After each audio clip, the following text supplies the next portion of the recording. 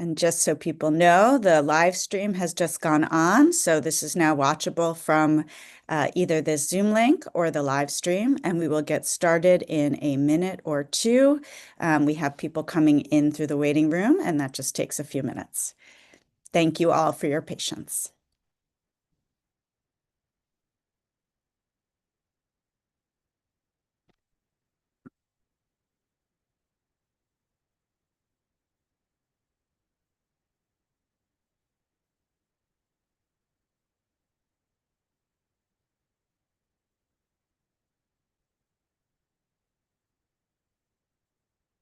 For those who are just joining, we'll give it about 30 more seconds as people are coming in, and then we will get started.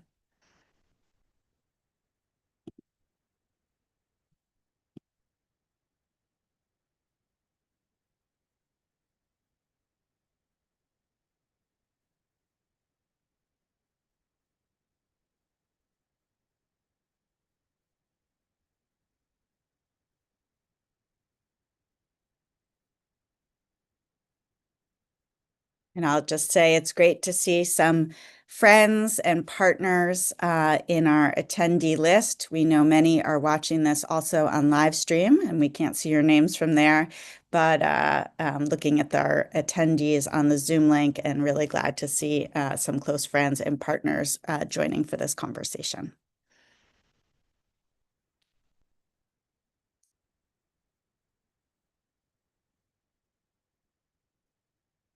Okay, I think people are still coming in, but as they do, we want to respect people's time and get started.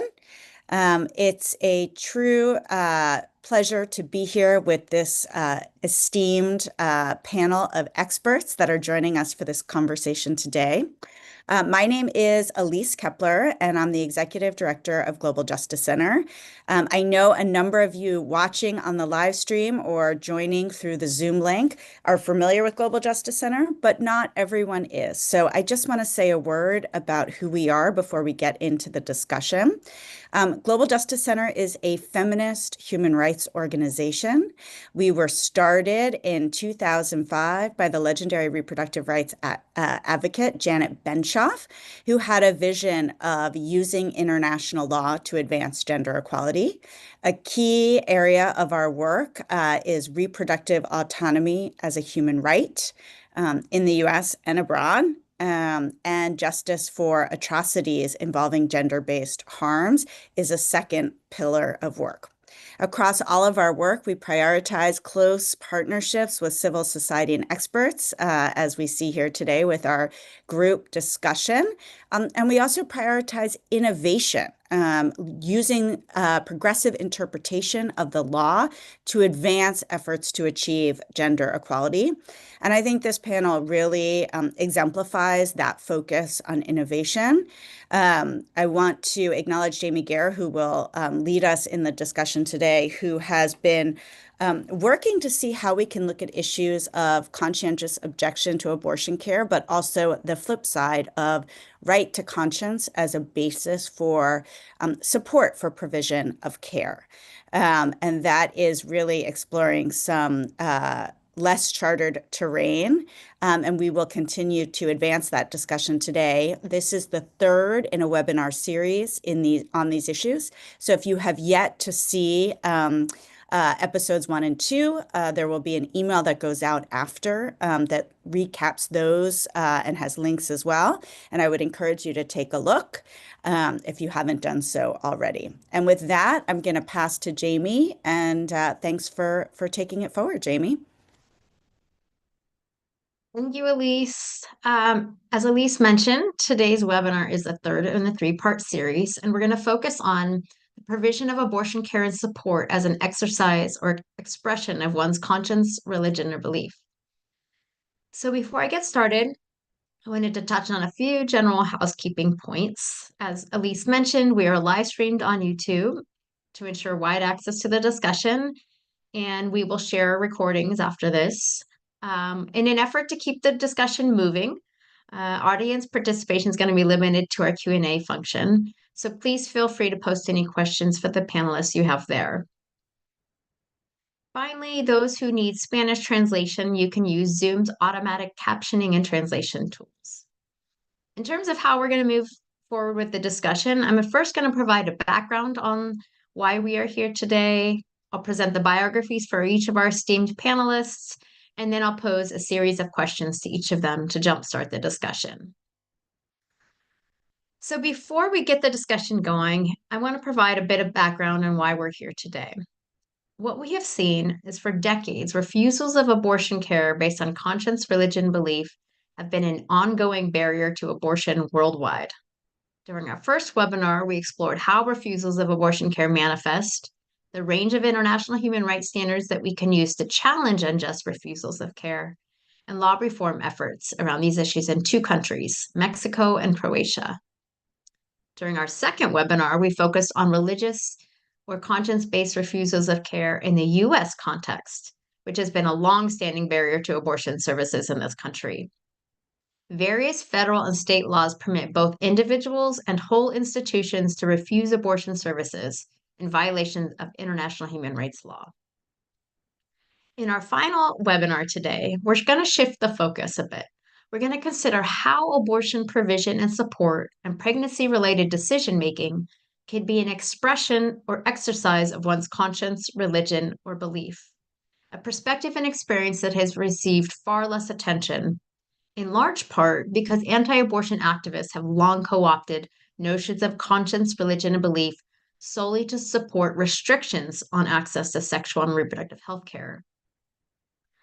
Over the years, however, scholars and advocates have increasingly started to explore how the right to freedom of conscience, religion, and belief might be relied upon to permit abortion providers and helpers to provide access to services and pregnant people to decide to terminate their pregnancies. In addition to potentially shielding individuals from criminal law enforcement under restrictive abortion laws, this right can be relied upon to advocate for decriminalization of abortion, as well as popularize the idea and the reality that abortion provision and decision-making are often based on deeply held commitments to faith and religion and as a core element of individuals' conscience. Notably, the International Federation of Gynecology and Obstetrics and the American College of Obstetricians and Gynecologists have recognized that those who provide abortion services can do so based on their individual consciences, as well as their professional ethical obligations, and that ethical decision-making in medicine often touches on individuals' deeply held identities and beliefs about the nature and meaning of creating and sustaining life. So today's webinar is going to flip the usual script and focus on how abortion provision and support implicate our conscience, religion, and belief. We will hear perspectives from legal and policy advocates, an academic, and a faith leader. I also just wanted to flag that while we're hearing about support for abortion care from a Jewish legal context, access to reproductive health care is also supported by a wide range of faith traditions. To this end, this is the beginning of a much bigger conversation in the context of conscience, religion, and belief. Now, before we get started in the discussion, I'm going to briefly introduce each of our panelists. First, we have Rupali Sharma. Rupali is the founding member and co-director of litigation for the Lawyering Project, where she's focused on challenging laws attacking minors' rights to bodily integrity and dignity, and the rights to free expression and religious freedom. Rupali was an adjunct professor at the University of Maine School of Law. She frequently guest lectures at NYU School of Law and is taught at the Yale Law School. Before joining the Lawyering Project, Rupali was a legal fellow at the Center for Reproductive Rights, where she successfully challenged unlawful abortion restrictions in Whole Women's Health versus Hellerstedt and Mellett versus Ireland. Rupali has also clerked for Judge Guy Cole Jr. on the U.S. Court of Appeals for the Sixth Circuit and Judge Matthew Kennelly in the U.S. District Court for Northern District of Illinois. She's also worked for the Supreme Court of India. Next, we have Rabbi Rachel Pass. Rachel is a queer feminist, Boston-based community rabbi. She's the senior educator of modern Jewish couples and teaches for the Jewish Learning Collaborative, in addition to serving unaffiliated Jews in the Boston area. Rabbi Pass was ordained from Hebrew Union College Jewish Institute of Religion in 2021, where she wrote her rabbinic dissertation on creative Jewish rituals for those who have had abortions. Rabbi Pass teaches and writes extensively on Jewish views on abortion, creative Jewish rituals, and feminist Jewish thought and theology. Next, Professor Dov Fox, who is the Herzog Research Professor of Law at the University of San Diego. He's founded and directs the Center for Health Law, Policy, and Bioethics, holds the university's highest academic honor bestowed on faculty in any field. His books include The Conscience of Care, Navigating Health in the Culture Wars, and Birthrights and Wrongs, How Medicine and Technology Are Remaking Reproduction and Law. His articles have appeared in journals including Harvard Law Review, the New England Journal of Medicine, and the American Journal of Public Health. His research is frequently discussed in popular outlets like the New York Times, Atlantic Magazine, CBS This Morning, and The Today Show. His multi-season series Donor 9623 was named Audible's #1 podcast and nominated for a Pulitzer Prize in investigative journalism. Next, we have Alexandra Lehman, who leads the Reproductive Health, Rights, and Justice Policy portfolio at the National Council for Jewish Women, where she serves as a federal lobbyist and supports strategic litigation, legislation, and community mobilization. She has previously worked to advance abortion access and gender equity at organizations including Reproductive Freedom for All, the United Nations Foundation, the International Crisis Group, and at the U.S. House of Representatives. Alex graduated from Brown University and with concentrations in international and public affairs and gender and sexuality studies. Finally, we have Payal Shah, who is an international human rights lawyer specializing in gender, health, and human rights. She is the Director of Research, Legal, and Advocacy at Physicians for Human Rights. She also serves as a fellow with the International Reproductive and Sexual Health Law Program at the University of Toronto Faculty of Law, and as an advisory committee member for the Safe Abortion Advocacy Initiative, a global self-engagement. Previously, Payal was the acting regional director of the Asia program at the Center for Reproductive Rights, a practitioner resident at Columbia Law School's Human Rights Clinic, and an independent legal consultant to various UN agencies, NGOs, and universities. Thank you to all of our panelists who are joining us today. Now, without further ado, I'm going to jumpstart the discussion. First, we're going to start with Rupali Sharma. Rupali, can you please share some of the history behind the free exercise of religion claims that have been brought in the U.S. context and some of the lessons you've learned over the years? We would also love to hear about the lawyering project's aims and approaches to this type of litigation. I turn it over to you. Yeah, thank you so much. So I think, first and foremost, this is nothing new. I think you previewed that in your remarks. I think because people have always obtained, provided, and advocated for abortion care out of deeply held religious and conscientious beliefs. And I want to give just a few historical examples to ground us.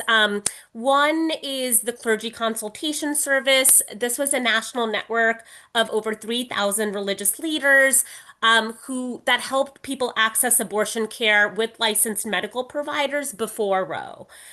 Many high-profile abortion providers since then have publicly attributed their abortion care to their faith.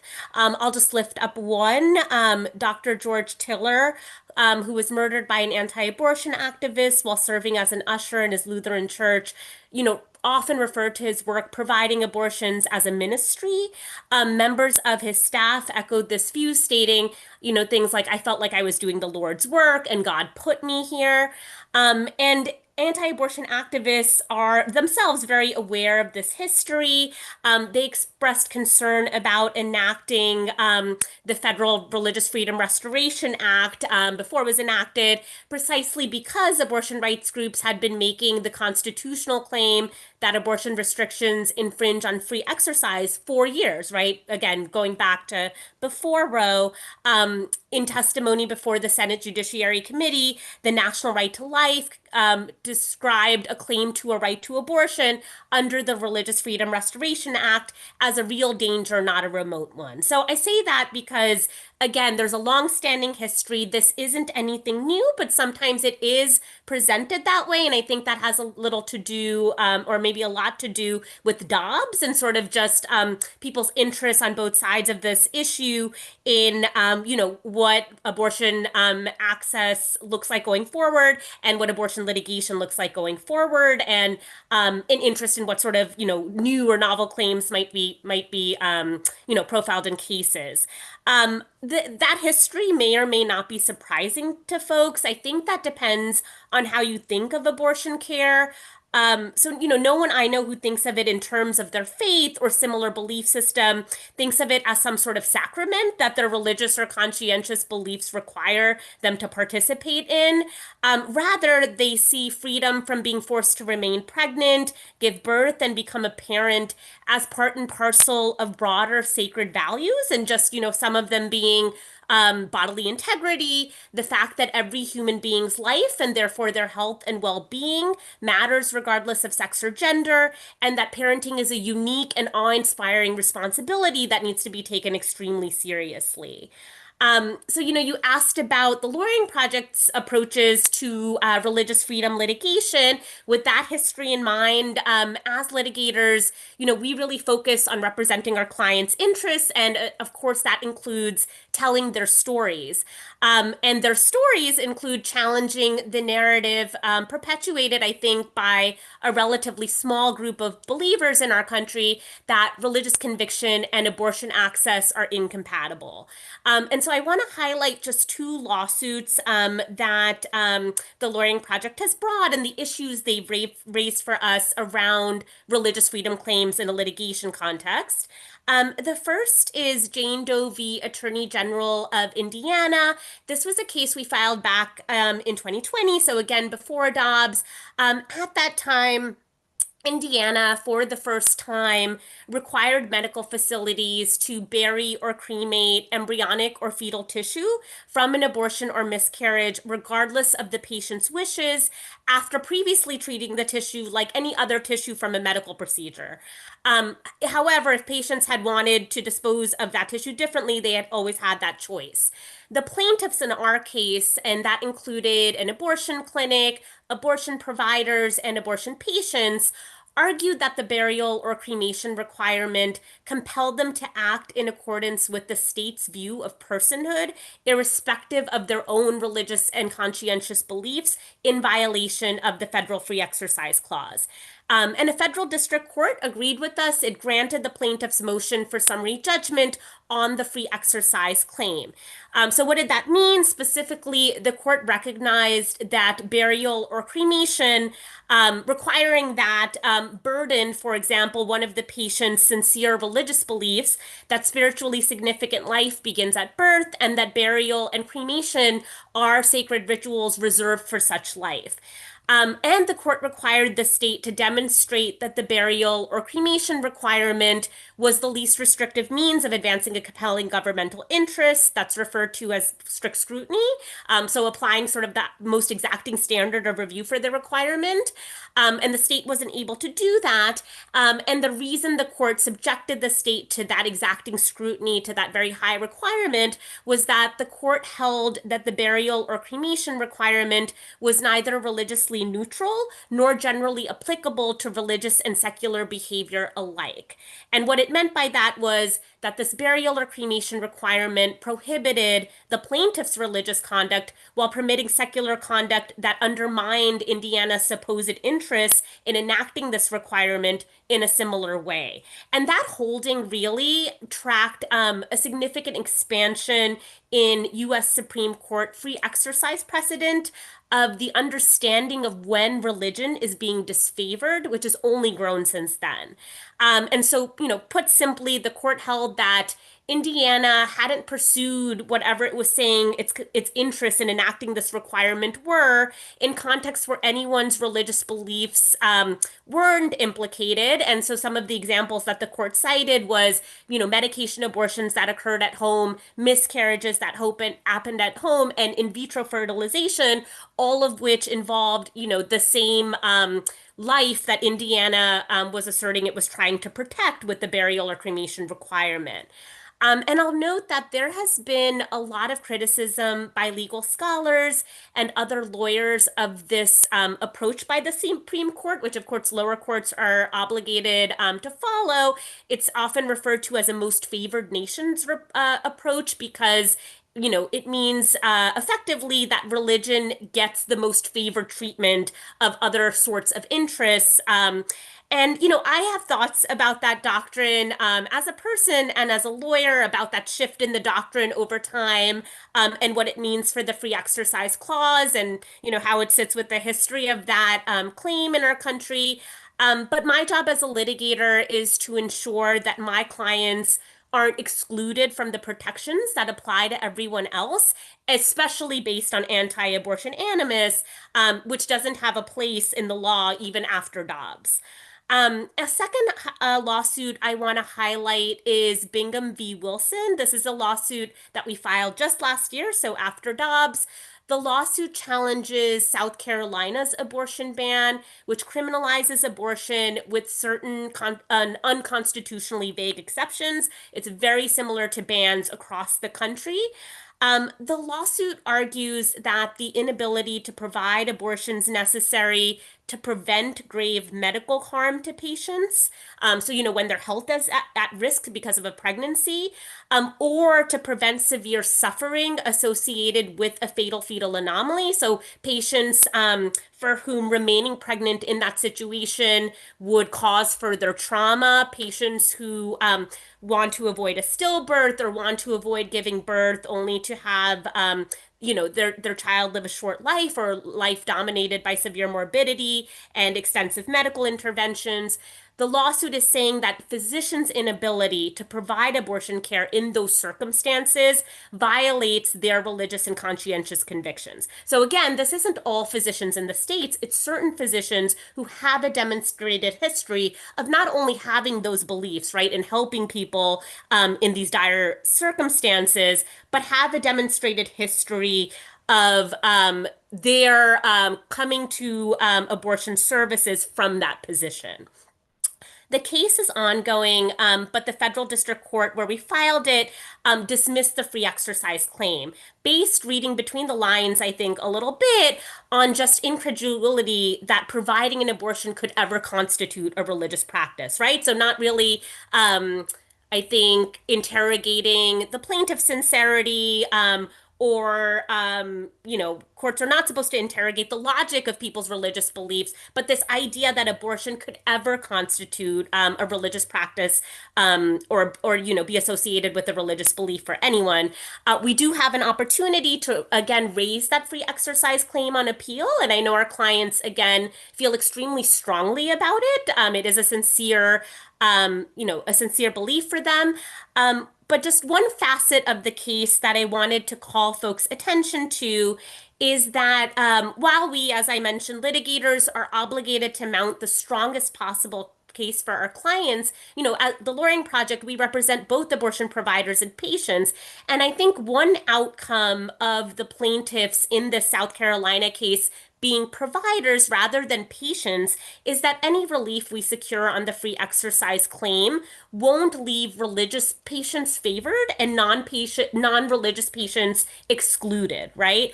Which would, I think, be a favoring of religion apart even from the developments at the Supreme Court that I had highlighted. And I'll stop there and turn it over to the next person. Thank you so much, Rupali. Really appreciate it. And thank you to the Lawyering Project for this really amazing lawyering that you're doing. Next, we're going to turn it over to Payal Shah. Payal, your work at Physicians for Human Rights allows you to have direct engagement with medical providers who are caught in the fray of restrictive abortion laws and policies. Can you share more about how PHR addresses the ethical and professional impacts of such laws and policies on providers? Thanks so much, Jamie. Thank you first to Global Justice Center for organizing the panel and for my fellow panelists.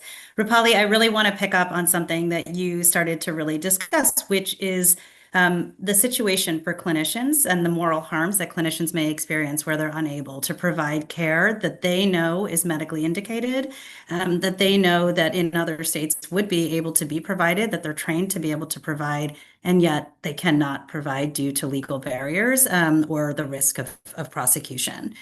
So I work at Physicians for Human Rights, as you shared, Jamie, and we sit at the intersection of science, medicine, and the law, and work on supporting healthcare workers in protecting and pursuing accountability and justice for violations of human rights.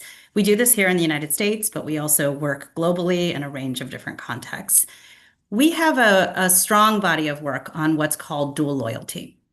And the concept of dual loyalty is really referring to situations in which clinicians and other healthcare workers find that their medical and ethical obligations to their patients are in direct conflict with the obligations to a third party, whether it's their state or an employer. And we have seen, not just in the United States, but really globally throughout history, that powerful state actors have created situations that mandate clinicians to betray their professional ethics.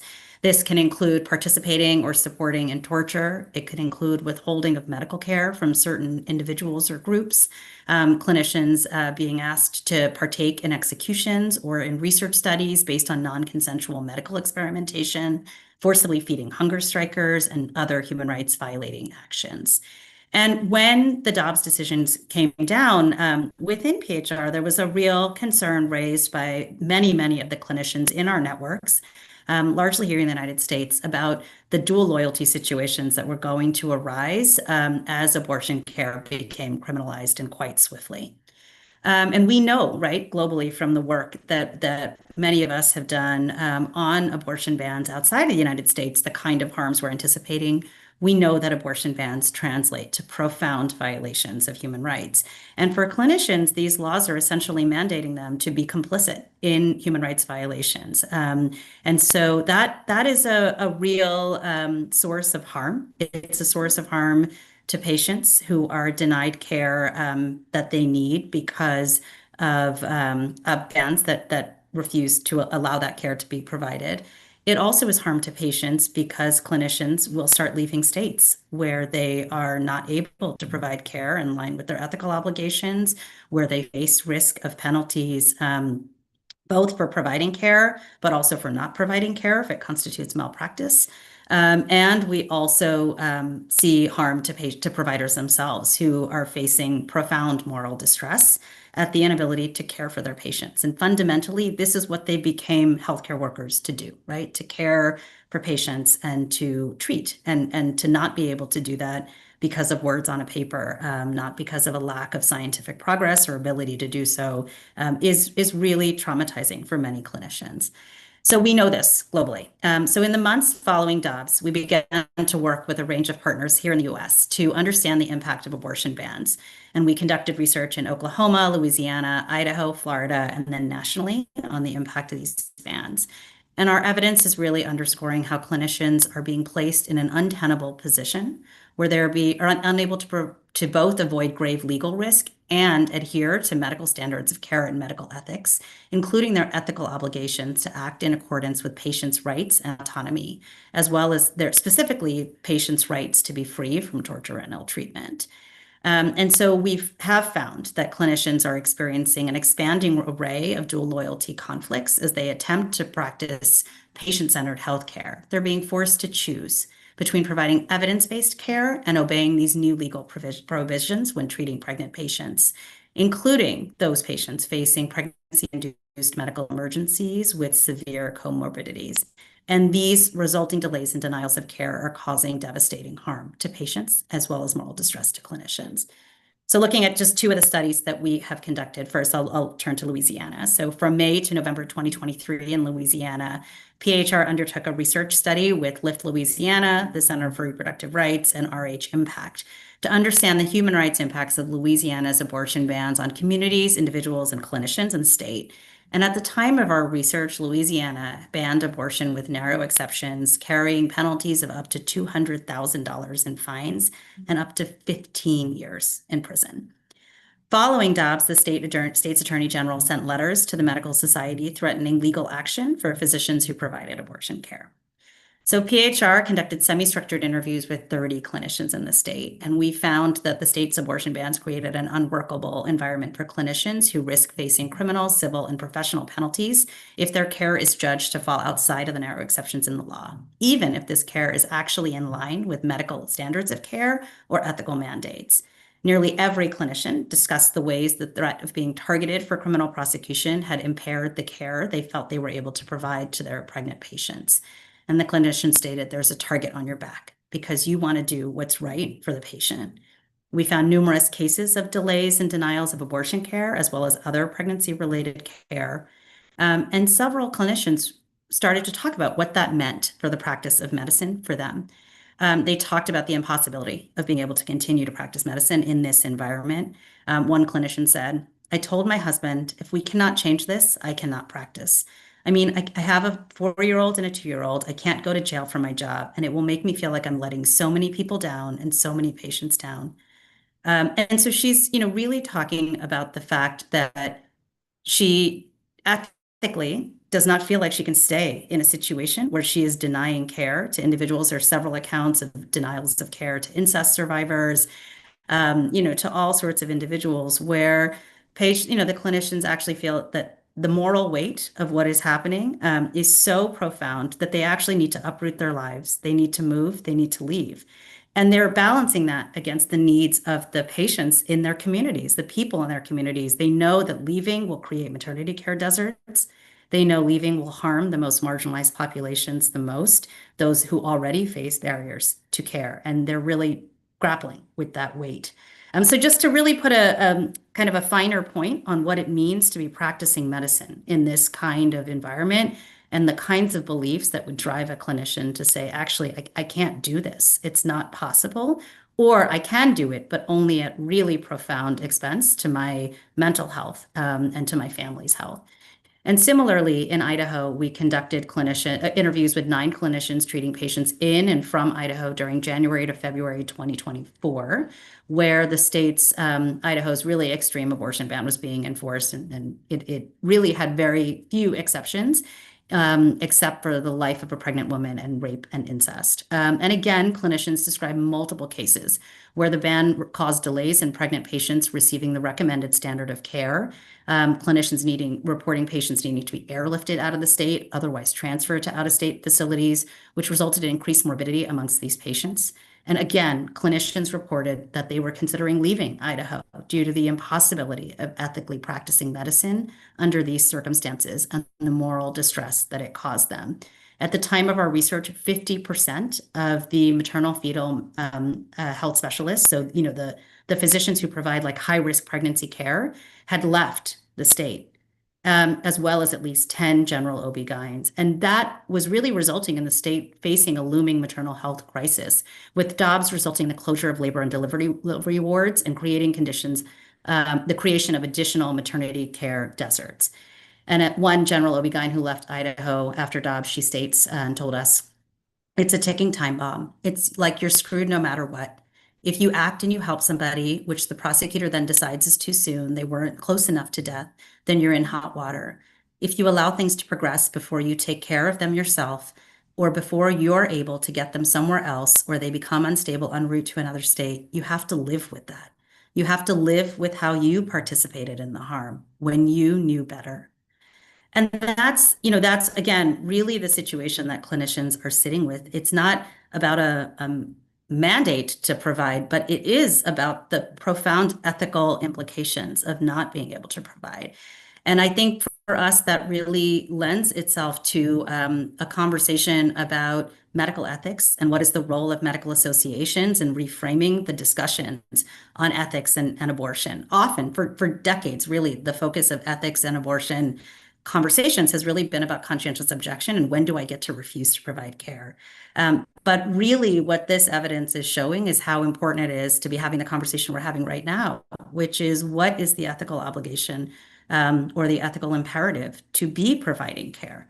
And that's what we're seeing time and again. And I want to really flag just two final points because I know I've gone on for some time. But the first is to say that we're seeing this outside of reproductive health care. We just put out a study at the end of September that's looking at non-reproductive health care.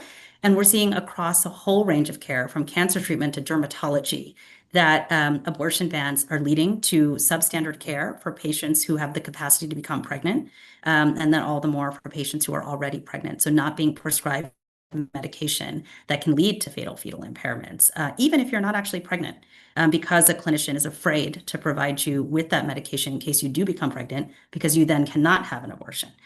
So we're seeing these really kind of cascading impacts. And so these ethical obligations or ethical implications are coming up now, even outside of reproductive health care. There's a whole analysis I could walk you through, but I won't right now, on the different ethical principles that are implicated by abortion bans, including beneficence, non-malfeasance, respect for patient autonomy, and justice. But also simply that there is an ethical obligation for providers to not participate in violations of human rights and civil liberties, and violations of especially the right to freedom from torture and cruel and inhuman degrading treatment. And I know that earlier panels had talked a bit about that framework, but it is really now, I think, an important time for us to be reframing the conversation around ethics and abortion and what it means for providers who do have an ethical imperative to provide in certain cases. Thank you so much, Kyle. And just a sober reminder of the reality that so many really restrictive laws and policies compel medical providers to violate their ethical obligations and put them in very precarious situations. So thank you for that. And for the audience, we've put links to different reports by PHR in the chat for you. Next, we're going to move on to Professor Fox. You have been engaging in years of research on how claims of conscience are addressed in healthcare context in the US. Can you please share your observations of that diverging ways in which those who refuse reproductive health care are treated in this country as compared to those who feel compelled by their conscience and professional ethical obligations to provide such care, but cannot? Over to Thanks. you, Professor Fox. Thanks, Jamie. The way that American law treats conscientious refusers and providers really couldn't be more different. Conscientious refusers enjoy immunity from whatever penalties they normally face for violating professional standards in ways that harm patients. So claiming conscience on, say, sanctity of life grounds means that clinicians who decline care can't be fired for violating their employment contract. They can't be held liable for malpractice. They can't have their license suspended for breaching informed consent. And they can't be prosecuted for endangering patients or abandoning them. It doesn't matter if they're the last physician in town, these conscientious providers. They don't even have to tell patients what their medical options are that they could seek from others who might provide them care.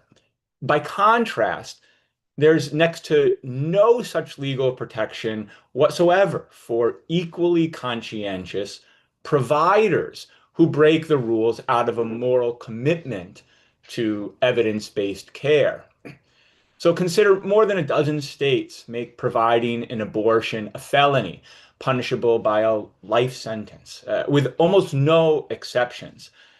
Not for rape victims as young as 10 years old, who became mothers in grade school. Not for the cervical cancer survivor who had to drive 10 hours to New Mexico after learning that a fatal diagnosis doomed her baby boy. Not for the Texas woman who almost died after she was turned away for ending a dangerous pregnancy that left her too unstable to travel out of state. Not for the patient in Georgia who did lose her life, having arrived at a trauma center already septic while abortion care was declined for over 20 hours. In cases like these, treating physicians and nurses might appeal to their heartfelt moral convictions of conscience to provide patients care. Now, we're used to hearing about physicians or pharmacists who claim conscience to deny interventions that their employer or their profession or their government expects of them, but that they deem sinful or wrong. Less familiar in our discourse, this subject that brings us here today, the medical professionals who have strong moral convictions for providing care to people who come to them seeking it. These providers believe sincerely and profoundly that it is right to tend to patients and wrong not to. That, too, I think, is a matter of conscience, the kind that just about every single US state and a couple dozen federal laws all protect, but only for clinicians who refuse care. Again, there's next to no such protection for the commitment to heal people, to promote their health, to relieve their suffering. These two are heartfelt reasons to provide such evidence-based care, and I think they can be at least as real an expression of conscience on the sanctity of life or other moral appeals to refuse contested interventions. That is at least as conscientious grounds that the law does and should protect. What's more, conscientious providers honor people's wishes, while refusers override them. Also, supplying indicated services aligns with the medical community's embrace of treatments that are proven to benefit patients, while denying such treatment falls afoul of those clinical standards and recommendations.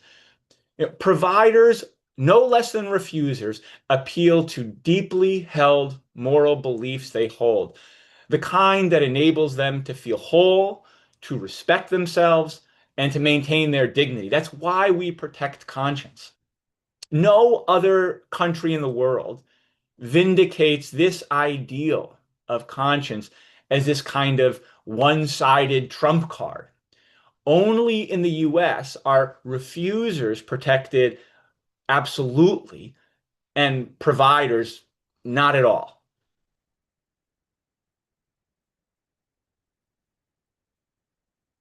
Sorry, that's I would be happy in the Q&A if useful to discuss how other countries approach this question, what I think would be some useful legal remedies for addressing this radical asymmetry under US law, how some conscientious providers have addressed it, what fate has befell them, and what I think we can do better under both legislative and judicial responses to this problem.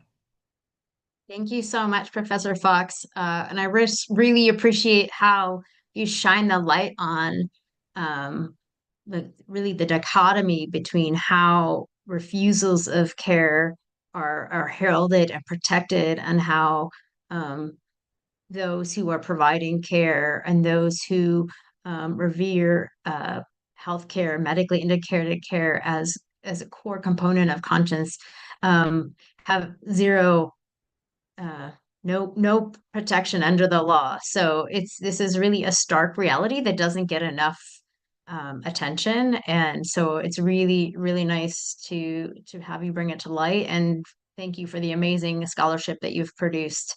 Again, I've put some links to some of Professor Fox's publications in the chat. All right. So next, we're going to turn it over to Rabbi Rachel Pass. Rachel, can you please share some insight as a rabbi how abortion care is grounded in Jewish law and practice? Also, we would love to hear more about your creation and reliance on rituals to mark the spiritual nature of reproductive health care. Over to you. Thanks.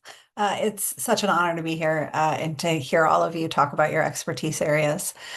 I want us for a second, before we even actually dive into, what does Judaism say about abortion, to start with the fact that Judaism is not a centralized religion. We don't have dogma or creed in the way that, say, Catholicism has. And so Instead, what we have is a collection of texts and a series of methodologies by which we interpret those texts, and experts, known as rabbis, who interpret those texts for specific scenarios. So we're going to actually look at some of these texts and some of the categories that come out of them in terms of abortion. And then we're going to turn a little bit away from Jewish law and look at Jewish values and how abortion care plays in, or how Jewish values play into abortion care. So we're going to start with a text from the book of Exodus. There is no place in Torah, in Genesis, Exodus, Leviticus, Numbers, Deuteronomy, that actually talks specifically about abortion. But we do have a text in Exodus that talks about miscarriage, and it sets up some different legal categories that get expounded on throughout Jewish history to make abortion permissible. And so I'm going to read us the text and sort of interpret it for us.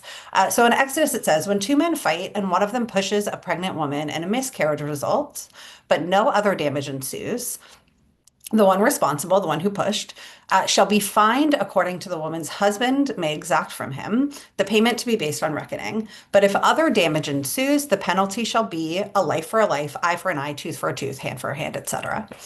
And what we see here is a scenario in which this is obviously not an intentional termination of pregnancy. This is an accident, but a scenario in which the only damage that occurs to this person's body is the miscarriage itself. And when that damage is the only damage is a miscarriage, the consequence or the result of this is a fine.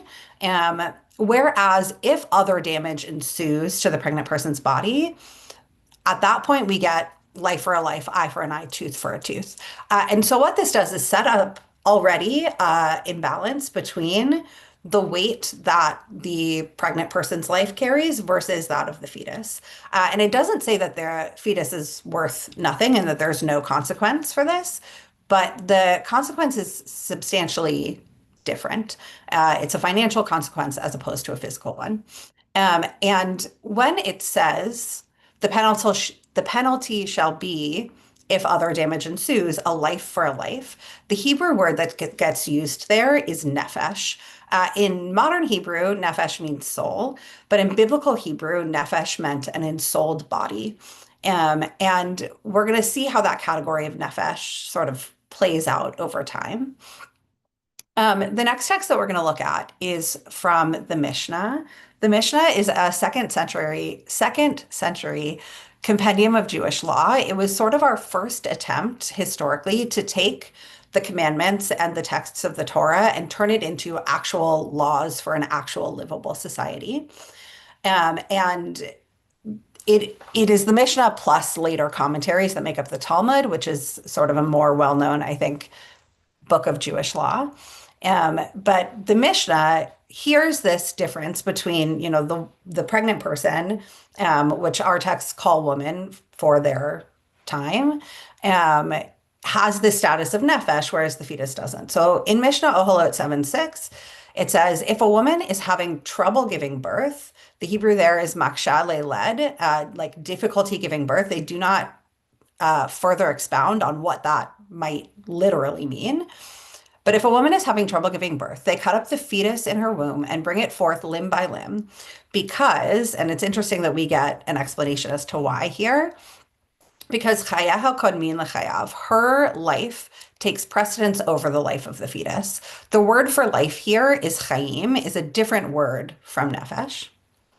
And the text goes on to say, but if the greater part of the fetus has come out, one may not touch it, for one may not set aside one person's life for another person's life. In that instance, they're using the word nephesh. So if she's having a difficult birth, whatever that means, you terminate the fetus because her life takes precedence, her chayim takes precedence over that of the fetus.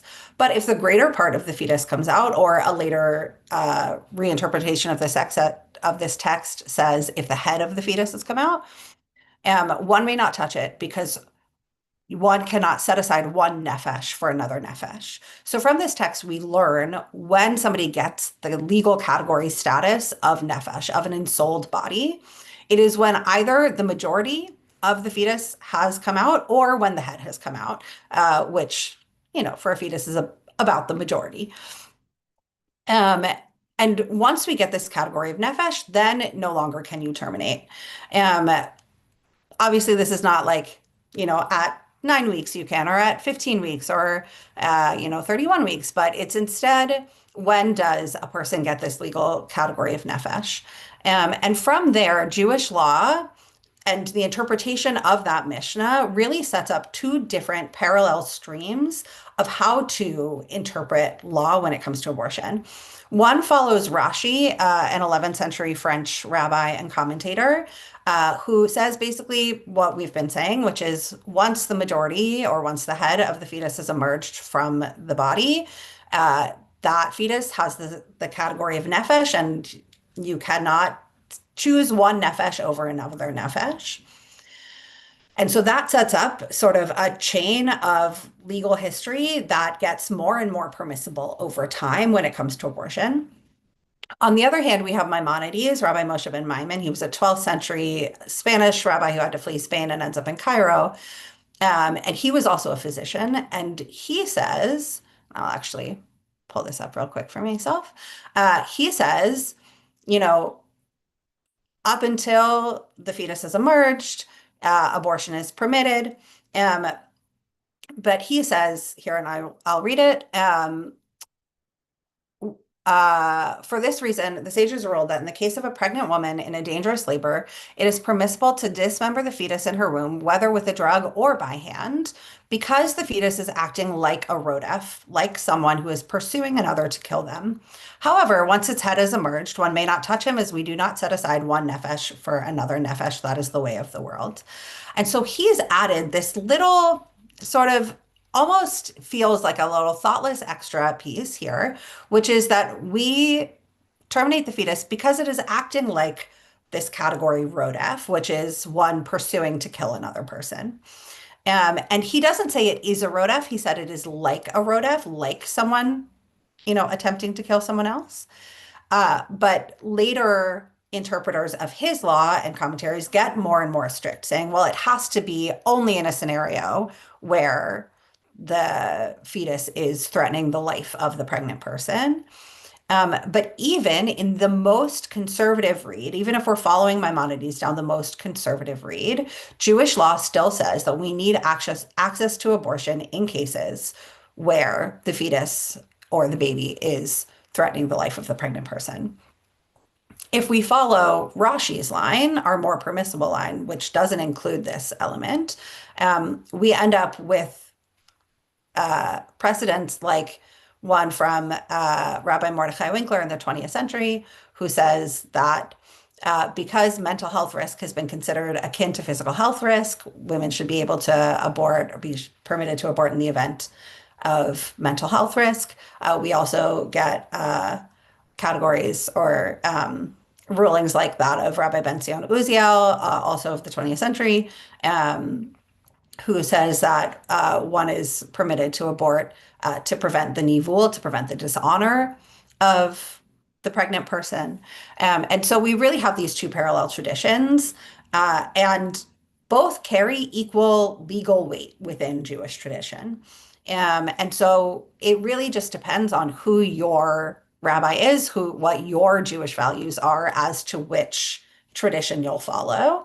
And it might be unsurprising that I, a woman who is a rabbi, follows the Rashi tradition. And I've been talking for a lot longer than I intended to be talking, which is pretty classic rabbi move. So I want to say a little bit about the last part of the question that you asked me, Jamie, which is how does ritual and how does the spiritual care show up in Jewish tradition? And so far we've been talking about law here, and what Jewish law says and permissibility within Jewish law. But actually, the vast majority of American Jews do not live their lives to the letter of Jewish law. 58%, I think, as of 2020, American Jews ascribed to Jewish movements that do not follow Jewish law explicitly. More than that are a little looser with how they follow Jewish law.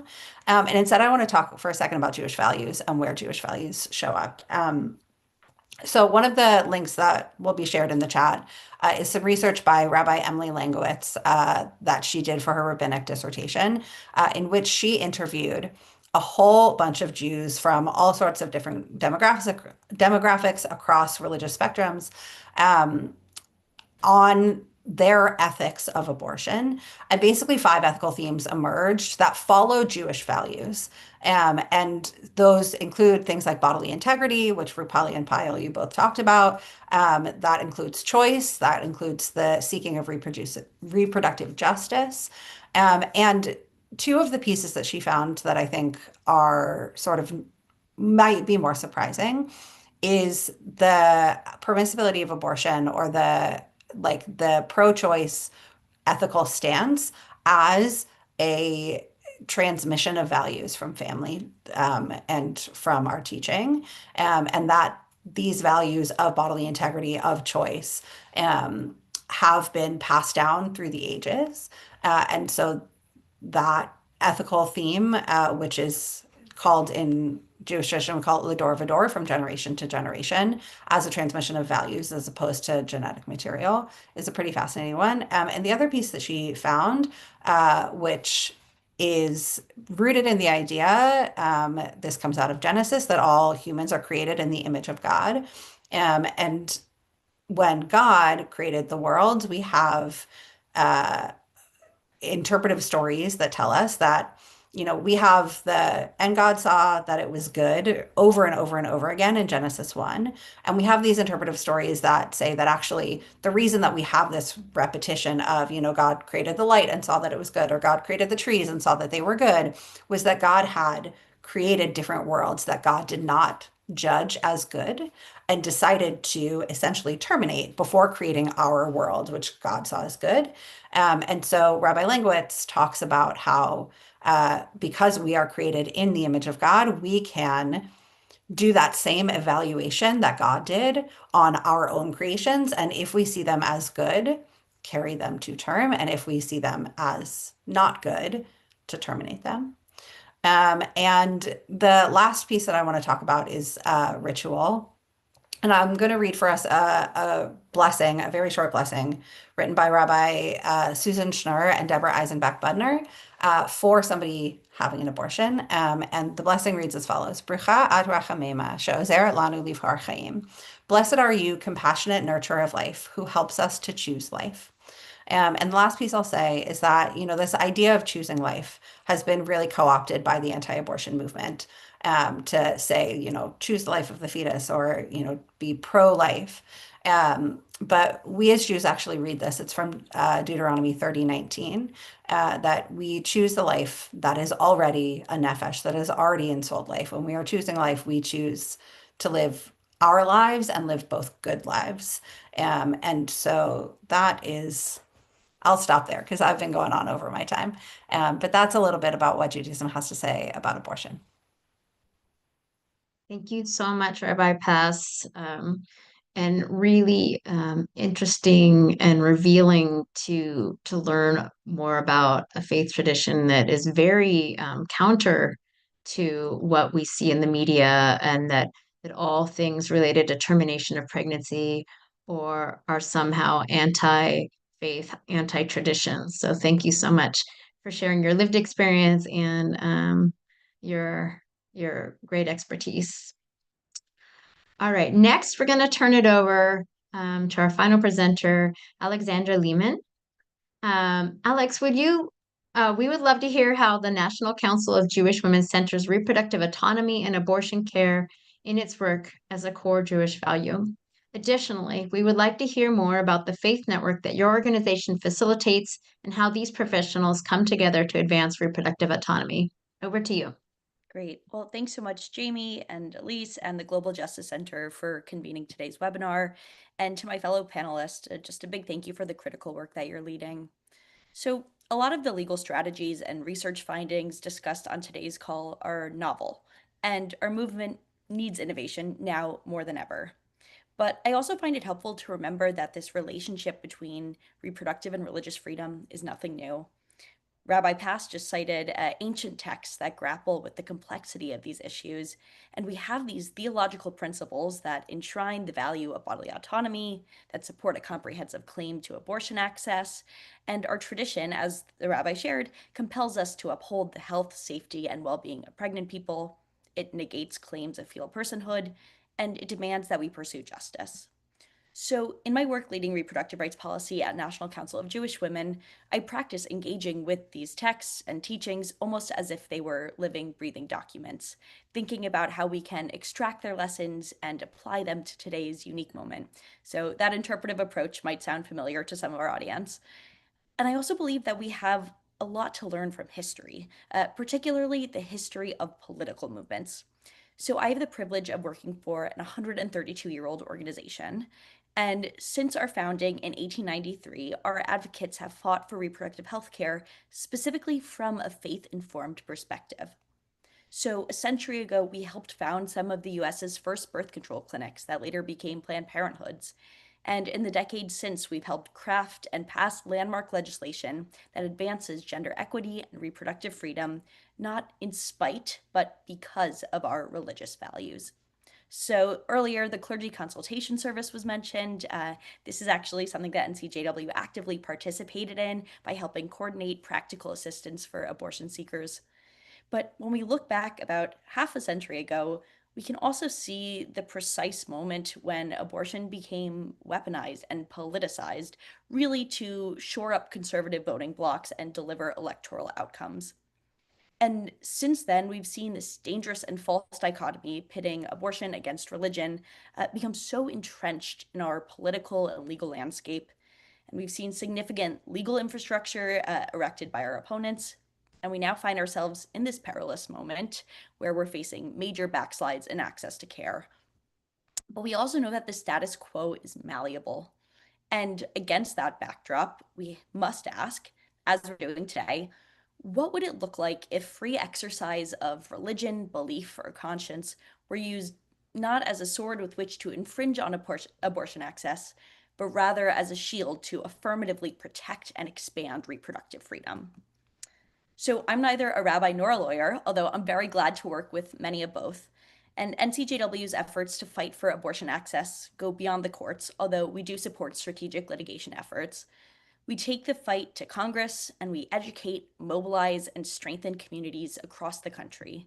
And in doing so, we've learned a few key takeaways that I'll briefly offer. I think first, we have more allies than we think we do. So NCJW alone has 250,000 advocates, and they're in this fight with all of you.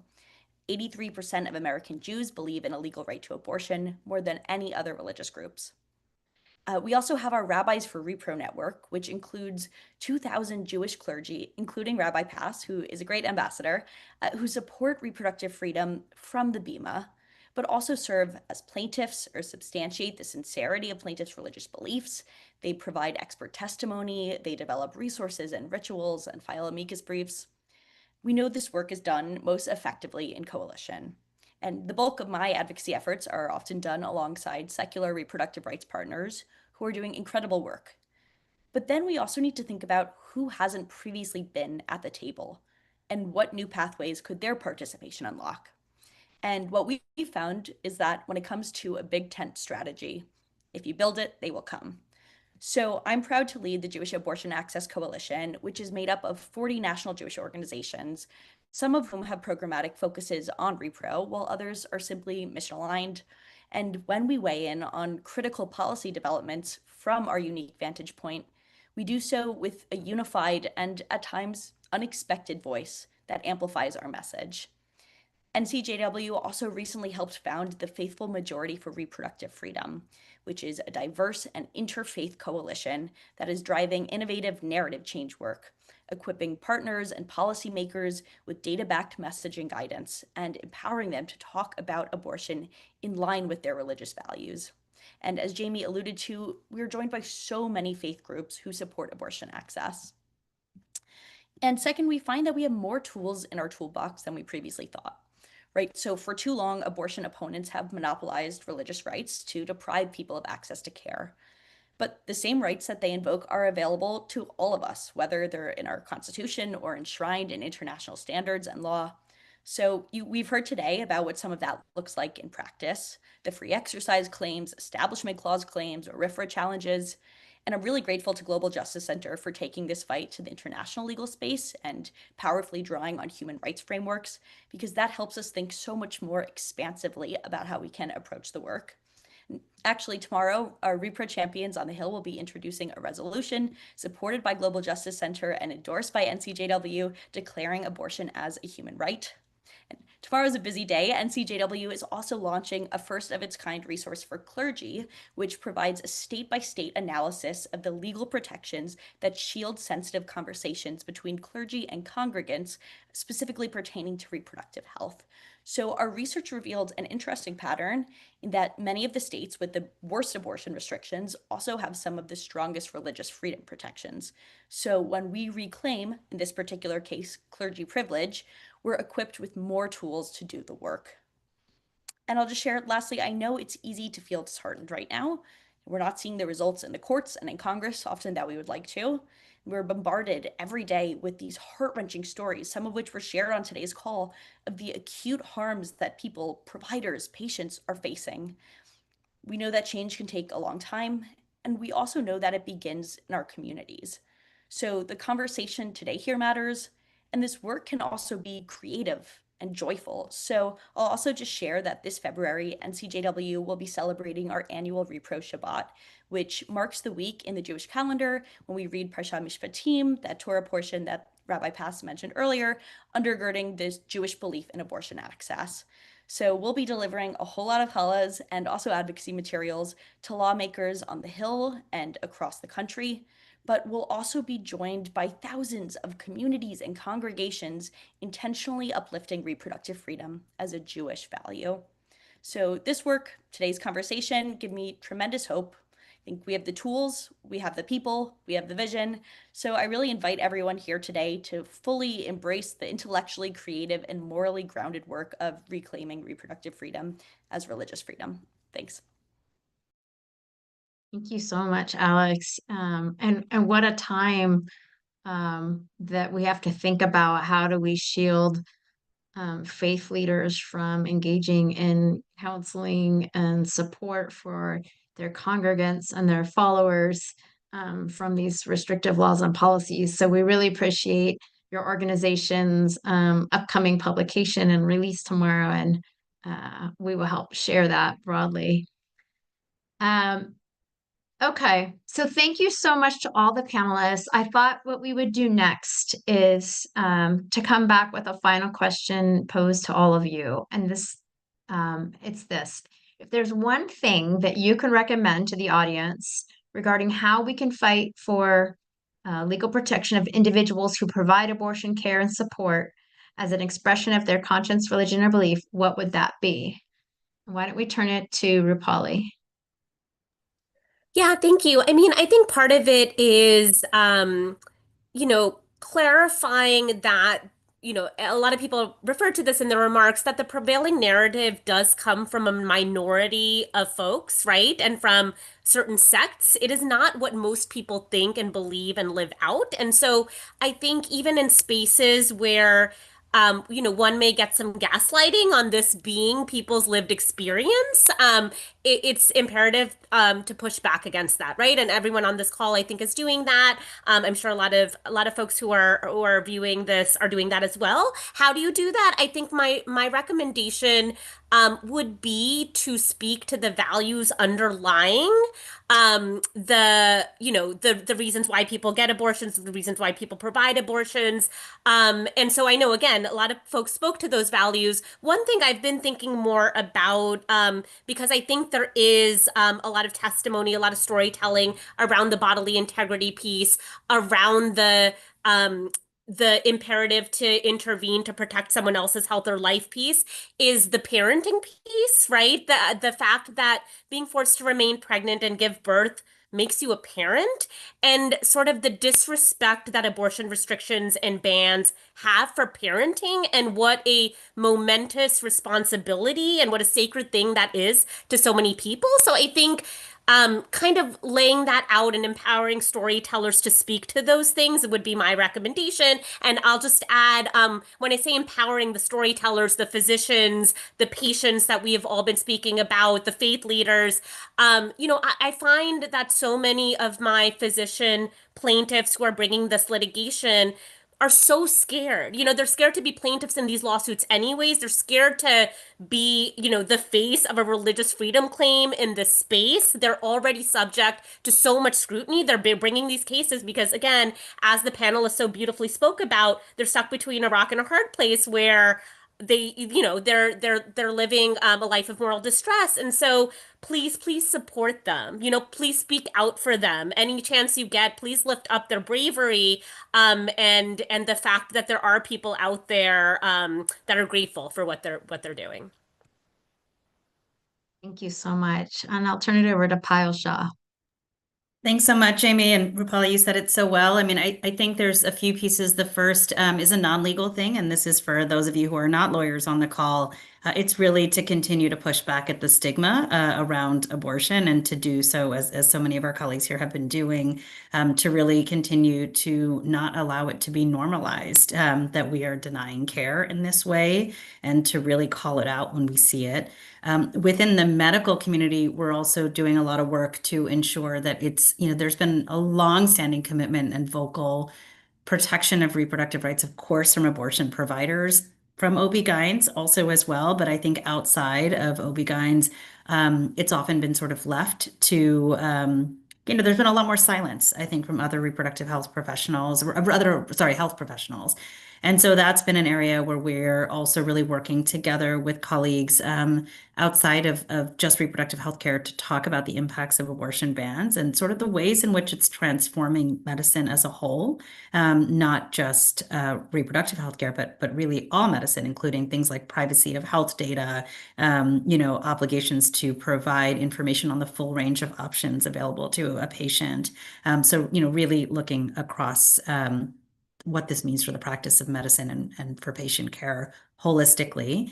And then a final piece is, a piece I made in my remarks, which is that I think there is a really important role for medical associations as well to be more affirmatively in their ethical codes, to be outlining the importance of providing abortion care in certain contexts. And, I know we've been talking a lot about, is it an obligation? Is it an imperative? And there's more to kind of tease out there.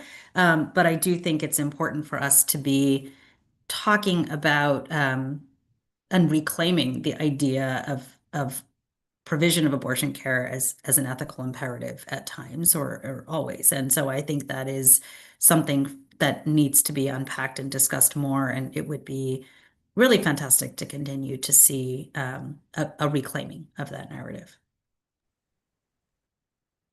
Thanks, Payal. Professor Fox, any additional thoughts? I would just pick up where Pyle left off on the collective work that we can do as social and medical communities to help the individual providers who find themselves in this position to honor their conscience and do the good work that they are morally compelled to. Within weeks after Roe v. Wade fell, there were calls for individual acts of civil disobedience, including in the New England Journal of Medicine, pressing individual doctors to go out on their own and defy criminal restrictions on providing abortion, accepting that they could lose their license and go to jail potentially for decades. I think that as a response to the challenges we've discussed this morning, that sacrifice may be too much to expect of physicians, at least if their patient's life isn't on the line. And so I think this social work of destigmatization, support from all of us, and especially within the medical community, professional societies, would go a long way toward urging, federal lawmakers, state judges, individual healthcare institutions to adopt a more solicitous approach to defend against abortion ban prosecutions in ways that would at least reduce the penalties for medical professionals who would break these laws out of their deeply held commitment to provide care within the medical norms, in a way that strikes this really tricky balance between respecting democratically enacted laws and institutional policies while vindicating conscience in principled ways that individualize justice for the clinicians who claim conscience. Thank you so much. And next we'll come to Rabbi Pass. So much of my work in this area involves actually me going around to different Jewish communities and sharing my own abortion story and how my own abortion was deeply rooted in Jewish values and in Jewish law. And I'm just going to pick up, Payal and Dov, you both sort of said this, that the destigmatization is a huge element of this. And so I think, telling our stories, hearing other people's stories back, and just a reminder that, if we're going to be looking at abortion from the lens of, religious freedom, Judaism demands, Jewish values and law demands that we have the freedom to have abortions. And so that would be my piece. Thank you so much. And Alex, we'd love to hear your final thoughts.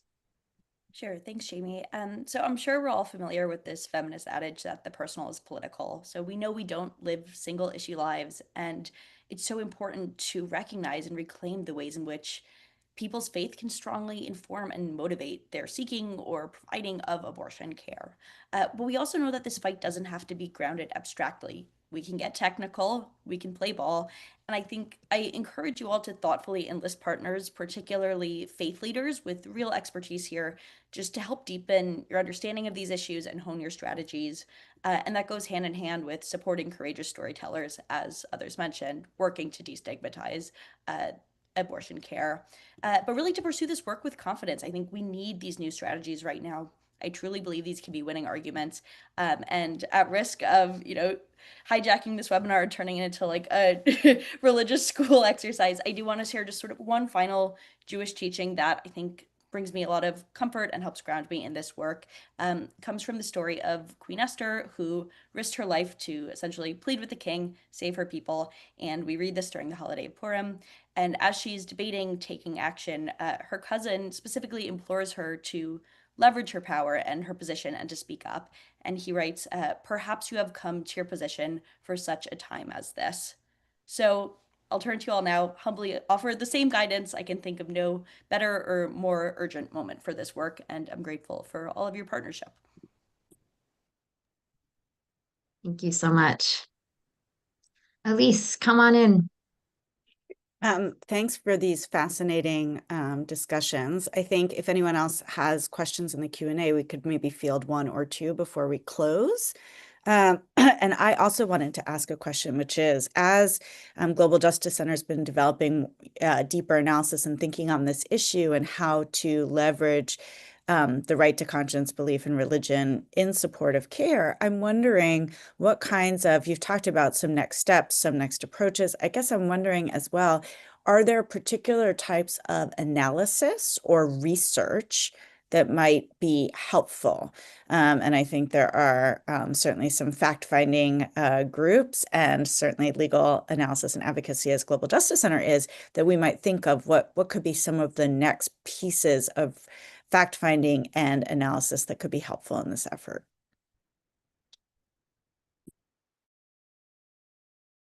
And that could go to anyone.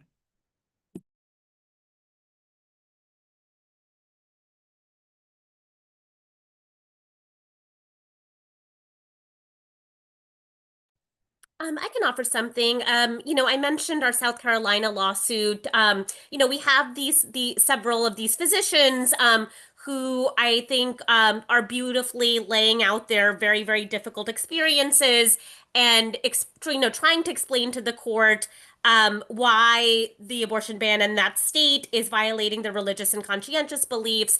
I think what would have been helpful, with the district court judge that we had, would have been the ability to call his attention to other physicians in other states, and the fact, and really, again, try to convince him of this fact that this isn't some novel legal strategy that they're bringing to circumvent Dobbs, right, which remains law because we're in federal court, to reinforce what they're feeling, right? And it's obviously a diversity of beliefs. Everyone's experience is different, but I think we have, thanks to organizations like Piles, really detailed accounts of how physicians struggle ethically. I think we have less accounts of just people, not just physicians, but other folks in this field, about how they struggle from a religious perspective. So at least as far as free exercise claims and those sort of things go, I think it can be really powerful, perhaps in an amicus brief,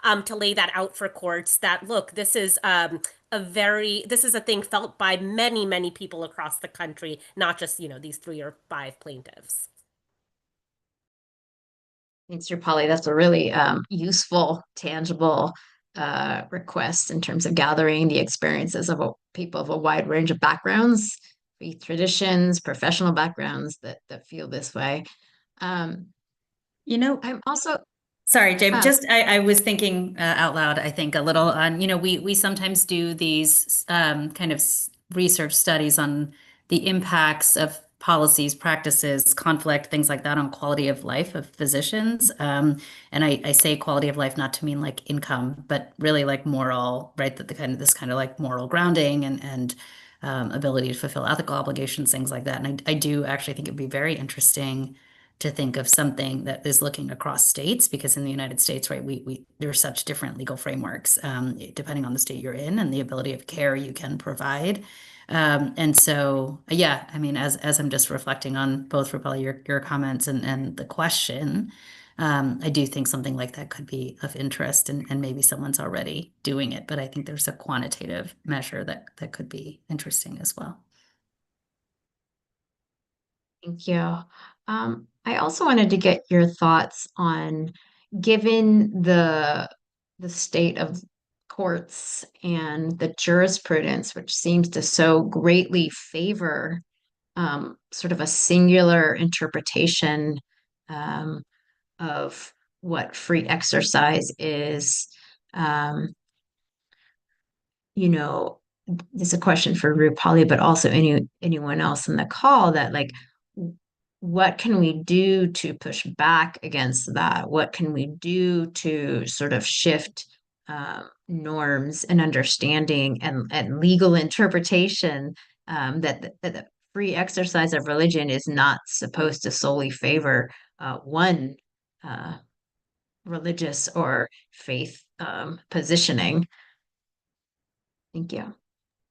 Yeah, and it's interesting because on the one hand, I think Dove laid out really well just the status of refusal and statutes, right? But at least in terms of free exercise precedent, the law should be very much on the side of the folks that we have all been lifting up during this call. The free exercise clause is not, about categorical religions or religious beliefs. It really is supposed to look at the, believer in front of the court and go from there. And so the problem here really seems to be less of a legal one and more a political one. And I think there's a very understandable sense that, at least as far as federal law is concerned, and we should not just be focused on federal law. State courts, are a wonderful resource and offer, amazing opportunities for the development of these sort of claims. But as far as federal, court is concerned, I know there's an understandable sense that this U.S. Supreme Court, favors certain religious beliefs, favors certain adherents. And this shouldn't surprise anyone as a litigator in this field, my belief is that we should not be demoralized by the losses and continue to demand that the current precedent be applied to us as well, right? So you don't bring one or two cases, lose, and then like go home, right? You keep bringing those cases. You keep, you learn from your losses, but you keep pushing back. I think that's the route to go. And again, what we have in our favor is really, really amazing plaintiffs and clients who can tell those stories that I think, like Alexandra, I think it is a winning issue. Yeah, I think I I think that's terrific, Rupali. I find it helpful to divide between two ways in which we might try and reform laws. One is to remind judges that they have the common law authority to exercise discretion um, in the name of new legal defenses, including one related to conscience. It's been more than a century since they have flexed these muscles, but they still have that opportunity to establish new defenses against injustices, ways in which the legal system fails to recognize real and serious injuries. Um, and so there is an opportunity for the judiciary to reclaim this authority on the back end once unjust prosecutions take place, or those that decline to protect conscience in these ways. Then at the legislative level, I think Rupali is absolutely right that at least in principle, and with the good work of folks here on the call and who are listening in this morning with us, we can remind ourselves that something, the federal law enacted finally in 1990 called the Religious Freedom Restoration Act, since copied in just about every state to protect religion, was actually delayed by almost 3 years in Congress by Republicans for fear that should Roe fall, as it now has, that it could be very readily invoked by conscientious providers in order to vindicate their own religious principles in the name of providing abortion care and other standard of care medical practices in support of those in need. And so I think there are avenues under both judicial and legislative law to remind us how it is that we can use the laws in this new moment that we find ourselves in to give some hope and to effectively try and win some of the reforms that we have been discussing.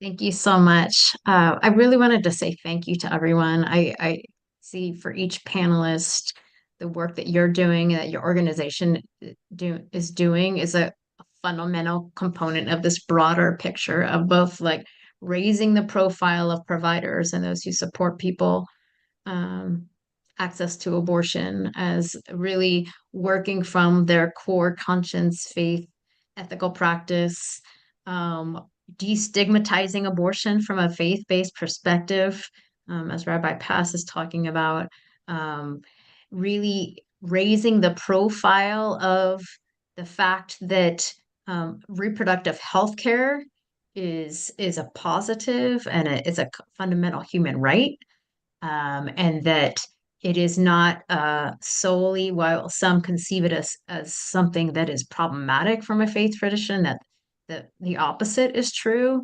And for, the lawyering projects of this country that are doing the litigation to try and challenge the unjust application of criminal and restrictive abortion laws. All of the work that you're doing is so important, and we thank you for sharing it with the broader audience. Um, and thank you for all that you're doing. And I'll turn it over to Elise. Thanks. Thanks to the panelists. Thanks to Jamie for your vision in developing this series. This concludes the three-part series on conscientious objection and right to conscience. I know that we will be closely considering all the rich commentary and analysis and thinking that has come out of this, and thinking through how we may build on it in the new year. So thank you again for those who have participated, and we hope you have a good rest of your day, and wrap up to this year. Thanks so much. Take good care. Bye, everyone.